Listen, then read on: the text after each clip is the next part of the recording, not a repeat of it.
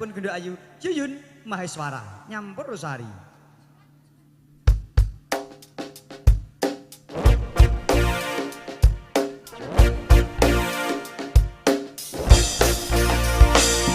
Maheswara Campur Rosari Indonesia. Penjara RN Audio Demi Production Professional Video Solid.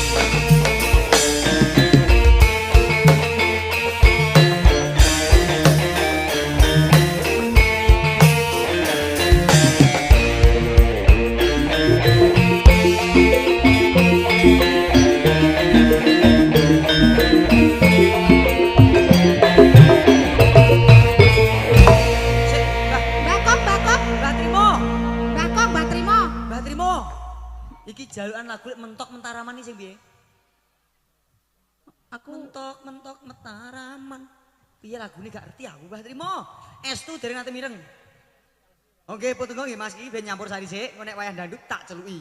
Oke, Bolo. Bariki ya, Mas. Bariki ya. Iki ben campur sari pisan ae, Nduk. Heeh, nek kita ngantuk bobok sik ku tak gugah. Yayi pisan tok, Yayi. Mbah Trimo, Mbah Trimo. Yayi pisan tok. Iki apa, Dek? Mentok mentaraman iki apa? Dereng nate ngertos. Lah jalukane lagu Serpek Mataraman. Serpek. Oh munggah dhewe. Tak lan sik ngono. Sindene sik penyanyi sik. Ben sindene sik. Iki sindene. Oh berarti ajeng nyekar kiambak, Mas. Oh, lah jaluke lagu Mataraman. Lah lagu Mataraman iki sing piye ya mumpet. Berarti langsung kemawon. Sing ketiga kene ya hurut pokoke akhir kene. Kowe entuk 10 ya wis sabar. Oh ngono.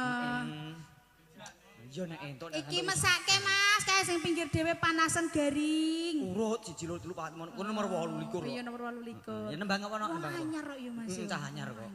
Anyar ki mburi dhewe. Iya. Mujiwat langsung kemawon Mas. Langsung kemawon engko bar iki permintaan cah nom-noman ugi wonten Mbah Trimo dan kawan-kawan ku diaturi siji. Sabar, innallaha ma'as-sabirin. Apa Mas artine? Dilarang merokok. Oke, baik. Menyebabkan sakit paru-paru ya. Iya. Cerewek banjar dikil Mas. Apa kuwi? Nak wis tuwek watuke nyekil akibat merokok itu ya. Muga-muga do sehat kabeh. Amin. No. Ayo Mas. Mujibat.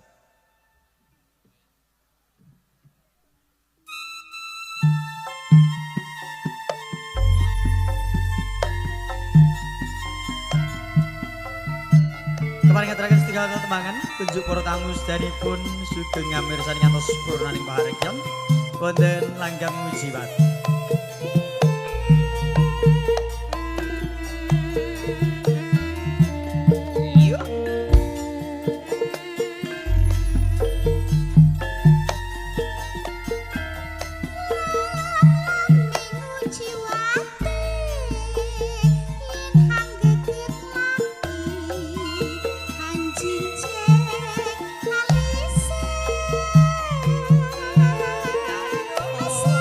Sa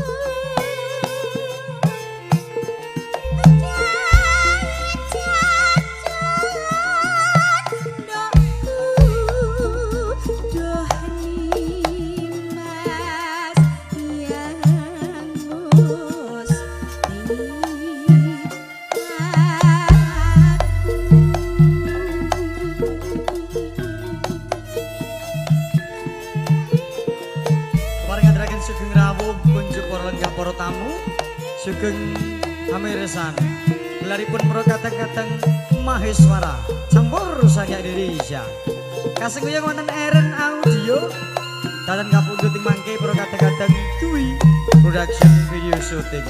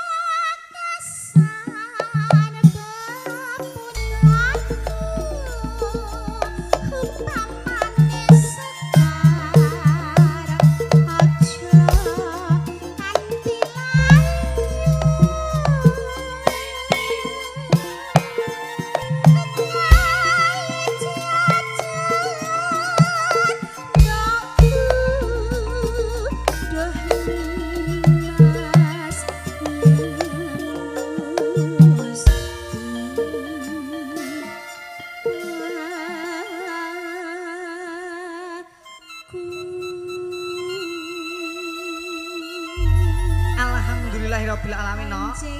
Setunggal kembangan mirunggan kunjuk para lenggah para tamu ya no. Iki mos katren wonten nguji watak ati lenggah satara Mbak Yuyun iki tak nandukke pamundutan-pamundutan